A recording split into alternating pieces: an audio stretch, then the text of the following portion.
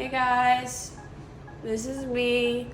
I'm loopy right now, but I don't even know if I am loopy right now, but I just want you guys to know that this is where it's at.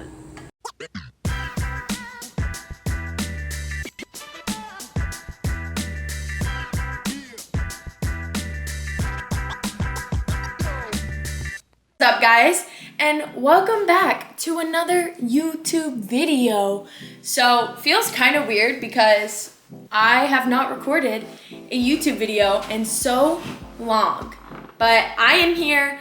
I'm going to answer all of you guys' questions about my recent breast aug. I'm gonna be 100% transparent. That is what I wanted to do. I always said if I ever did anything like this, that I would be honest about it. I think that's really important. With that being said, you guys asked the questions.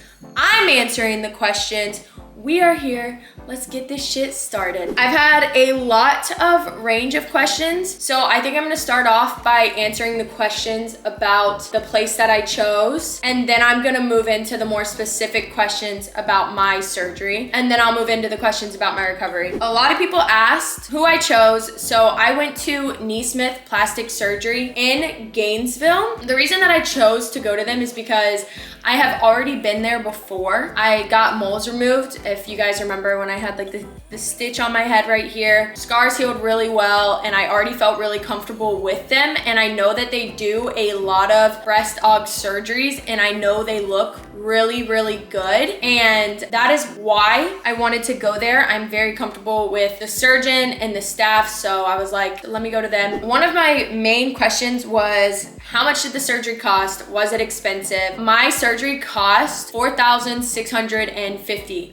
which is actually very, very affordable compared to different surgeons around Orlando and Miami. When you're looking around like Orlando and you're looking around Miami, you're looking at like $6,000. You know, some people even charge $10,000. When you are looking for a surgeon, look at their work. See if you've seen people who have gotten their surgeries from them, if they have pictures that you can show. That's one of the main things that I would say look at. I've known people who have gone to Miami to get surgeries, and the doctors literally put in way more implant than they wanted and gave them way bigger boobs. And that's something that's really scary to me because I didn't want anything crazy big, and I knew if I went here that they were gonna give me exactly what I wanted, exactly what I asked for. And another reason is I know when it comes to recovery, that they are on top of it and they pay a lot of attention to you. Whereas I would hate to be in the situation where I feel like I have questions post-op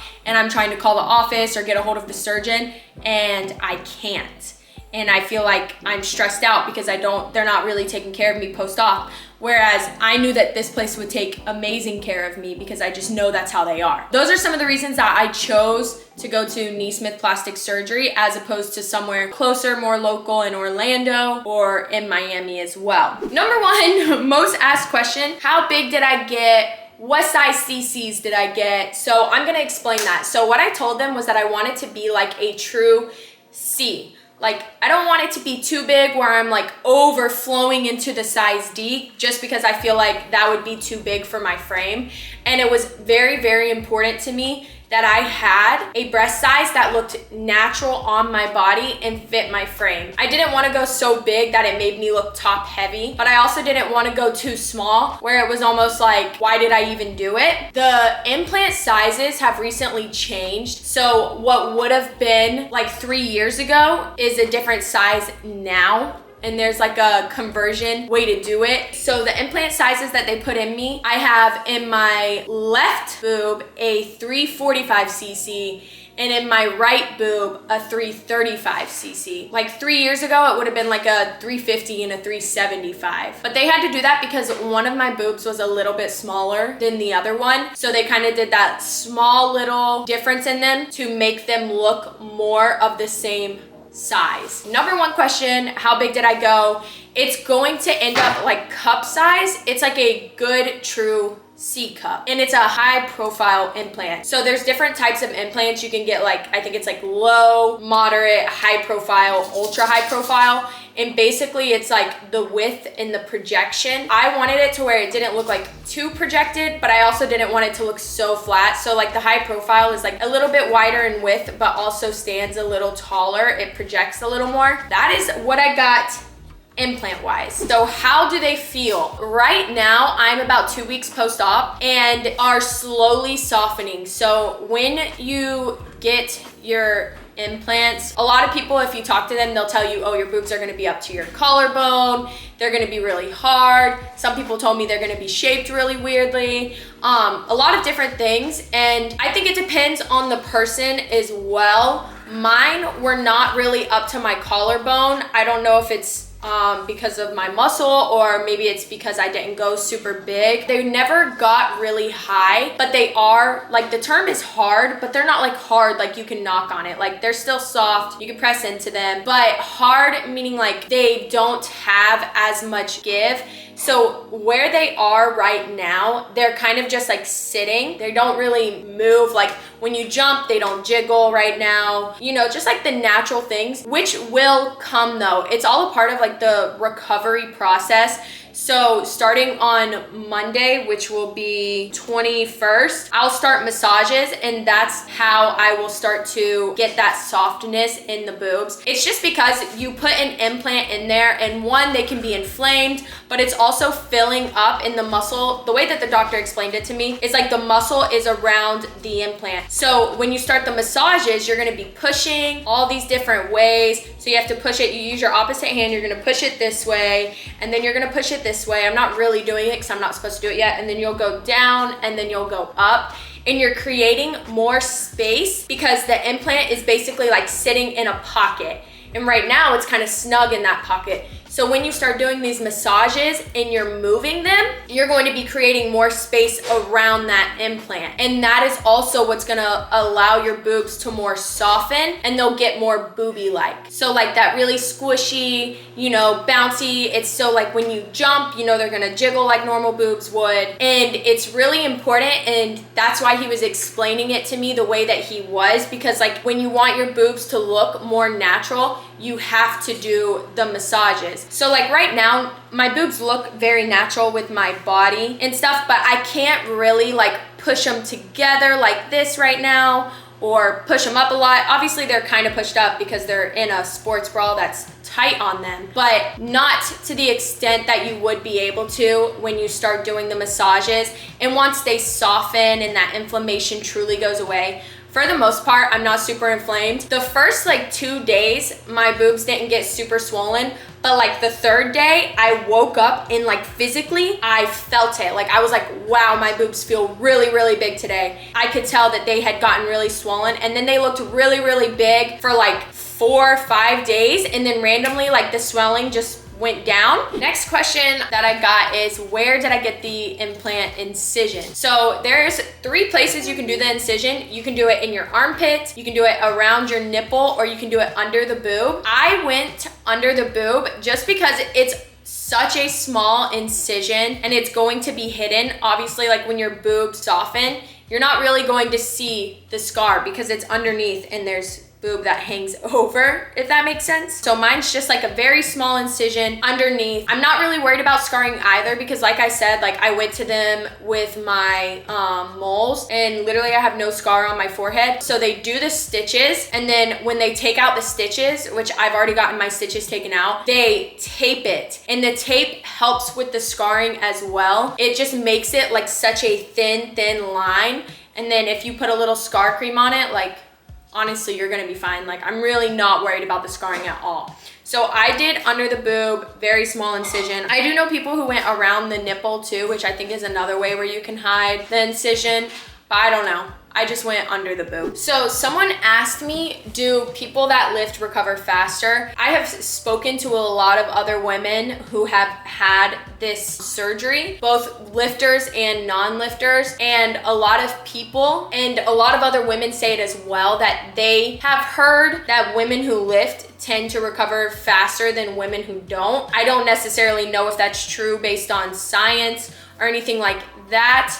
But I will say that, like I said, like after the second day, I started feeling a lot better. Whereas a lot of people that I had spoken to who didn't lift, they were in pain for longer. And that has been a trend with people that I have talked to about it. A lot of my friends who lift have all said like, oh, they didn't really feel any pain at all. Very similar to my situation. Whereas others, they said that they were sore for like a week, as opposed to a couple of days. Again, I don't know if that's true. My doctor didn't tell me that. That's literally just based on me talking to other women in this situation. If you're not a lifter, who's to say that you wouldn't feel better in 2 days? I think it very much depends on the person, your pain tolerance levels, how you recover in general. You could be a lifter, but you could be somebody who doesn't recover very fast or very well. And you could be a non-lifter and you could be someone who recovers easily and they never really feel pain. I don't know if I would necessarily say that me lifting made me recover faster, but I will say that I have noticed a trend with women that I have spoken to about it. Next question is, how long is recovery time?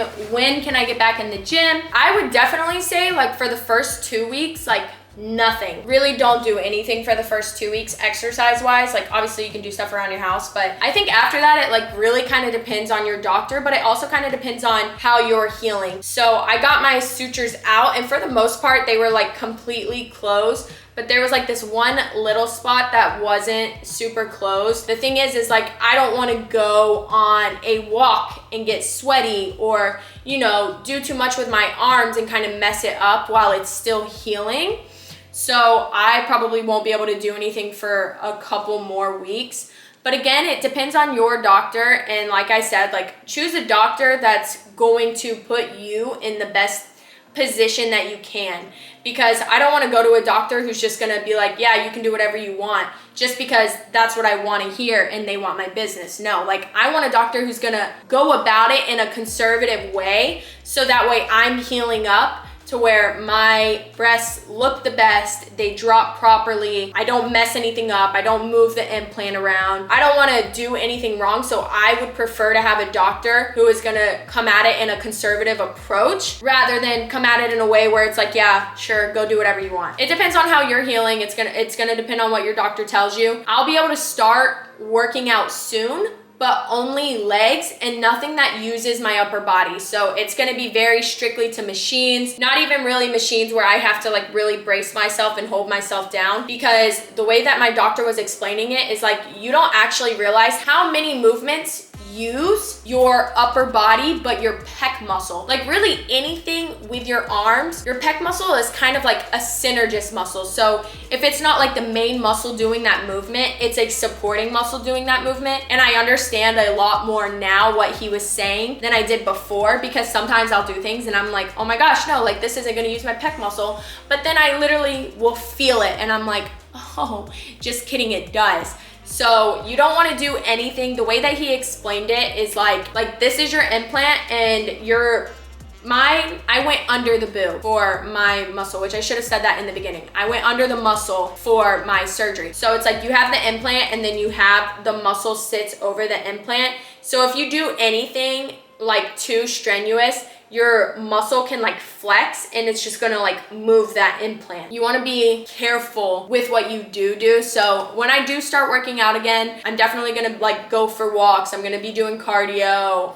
like treadmill, Stairmaster, and I'll be able to do some leg movements, things that are not using my upper body though. So like I could probably do like some abduction. Not that that's like the most ideal workout, but it's something. If you have someone there who can place weights on it for you, you'll be able to do that. Upper body wise, it depends on how I'm healing. After maybe 6 to 8 weeks, I could maybe start a little bit of upper body, but again, like nothing crazy. You have to start slowly and you have to stay light with weights and then you have to kind of move up from there. The way that my doctor explained it to me also is someone asked me how it's going to affect my performance in the gym or how it's going to affect my upper body. He knows that I work out a lot, so the way that he explained it to me was that like when it comes to body sculpting and like shaping your body with bodybuilding and like affecting how you look, having the boob job is not going to affect anything like that. You're still going to be able to hit all of the same workouts that you hit before once you heal.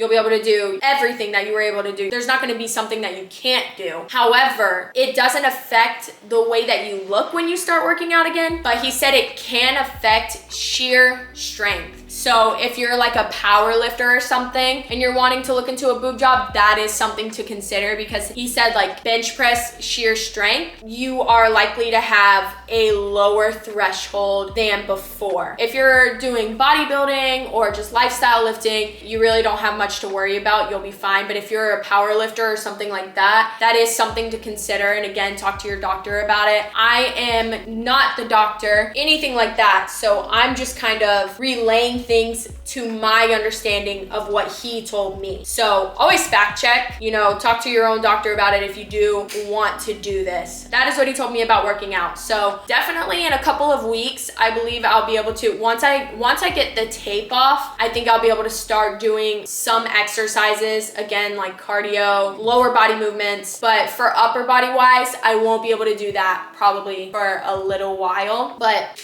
that's okay. Also, showering, you have to shower with your back to the shower because you have sutures down here and you don't want to get those wet. So obviously, like if a little bit of water runs over the front, it's fine, like you can pat it dry, but you want to keep that area as dry as possible. So you're showering with your back to the shower, which can be really complicated when it comes to like washing yourself, or, you know, if you need to wash your hair. If I was doing something like washing my hair where I know that I'm going to have water kind of get over everywhere, I folded up like a hand towel and kind of held it under my boobs like this while scrubbing my head. So that way, like if water was coming to the front, it wasn't getting super soaked and the area was still staying really dry. Obviously, I don't want to go so long without washing this area. So what I was doing was like kind of like wetting a rag and then wringing it really dry. So that way the rag was wet but not dripping. And then on one end, I would just put soap and I would just like lightly wash this. I mean, I'm still doing this. Lightly wash this area, and then take the other end and just kind of wipe the soap off instead of like actually rinsing it, just so it's not getting super gross. Because for like the first week, I didn't wash it at all, which is disgusting. It sounds so gross and I'm so sorry, but I didn't wash it at all and it literally looked like greasy. Like it looked like it hadn't been washed in a while. That's how I was washing my chest. But everything else, if you have someone to help shower you, that's great. If not, just back to the water. You don't want to get it all super wet. Medication wise, like I said, I stopped taking the pain med after the second day. During the day, I wasn't really taking anything except for ibuprofen. And then at night, for like the first like week and a half, I was taking a muscle relaxer, which kind of helps with muscle spasms and stuff like that. I don't know about you guys, but like I kind of get worried about narcotics and stuff like that. I looked up my muscle relaxer that I had, and the specific one that I had was a non-addictive one, typically non-addictive, which obviously with anything, anyone can become addicted to it, but it is in nature, it's non-addictive, which is something that I really liked about it, because like if I was going to be taking something for an extended period of time, I didn't want to feel like I was relying on it. And when I stopped, literally nothing. I took it for a week and a half at night only when I was going to bed, because it helps relax the muscle. And obviously the muscle's going to be irritated and angry because you cut open and you're putting an implant under the muscle. I was taking it at night to just kind of like help relax it. It will help you sleep as well, because you have to sleep elevated. Maybe it's different with other places, but I have to sleep elevated for the first 6 weeks. So can't sleep on your side because it can irritate the implant or move it. So I'm like sleeping elevated on 3 pillows. Like I literally have my 3 pillows and I'm like elevated. If you're a back sleeper, then that's freaking wonderful for you. You're gonna be comfy as crap. But if I'm like a side person, like I always roll over on my side, it was hard for me to adjust to at first. It got better with time. So I also just went to my doctor the other day just for my follow-up appointment. I'm already on this allergy pill, but there's something like in the allergy pill that helps with the softening of the boobs. And then also I'm taking 2,000 units of of vitamin E. They also have me taking, because it's good for the recovery, the post-op with the boobs, and it helps with like the softening of them. That is also what I'm taking post-op. The first week I was taking an antibiotic 3 times a day, and that's just because if there was any infection at the site of the area, the antibiotics would obviously counter that, which I also thought was really good. And that was another thing that I really liked about my doctor, is that they gave me that. I don't know if that's something that every doctor does, but I also did take an antibiotic. So I tried to answer any questions you guys had, any questions that I think maybe you guys wouldn't think about. But if there was something that you're still wondering and I didn't answer it, go ahead and ask it in the comments and I will definitely get back to you. Again, I went to Nesmith Plastic Surgery in Gainesville. Dr. Brad, love him. I'll put a little pic here. He was amazing, very informational. The whole staff, very informational, made me very comfortable. That's another thing, like I want to know why I'm doing certain things. I like that they were like so informative on the whys, you know, like why can't I work out? Why can't I stretch my arms? You know, why can't I do this? I want to know the reasoning behind it as opposed to just like blindly following it. I have a lot more knowledge now than before, and that's something that I really like as well. If you have any other questions that maybe I didn't answer or maybe you thought of now, you can ask them in the comments. I will answer. Other than that, I truly hope you guys enjoyed this. I hope it's helpful for anybody. If you are a female looking into getting it, like genuinely, I feel like this was the best decision that I made already, and they're only gonna get better. But already I just feel so much more divine, feminine. Like it's an amazing feeling, because I've always felt like, not that I was necessarily like insecure, but like in bathing suits, it's just like, it was just so flat, and I'm like, you know, I kind of wish I had boobs. Or like when I'm wearing like certain sports bras, like wow, I wish I had boobs. And it's just very nice, because when I'm taking pictures and stuff now, like I just feel so sexy and so hot, and I'm like, I just feel like that much more confident. So I do genuinely feel like this was a really great decision for me, and I'm very happy with it. But I hope you guys all have a great rest of your day. Thank you so much for watching this. Like, comment, subscribe to support your girl, and hopefully I will bring back the YouTube videos, and I'll see you guys again soon. Thank you.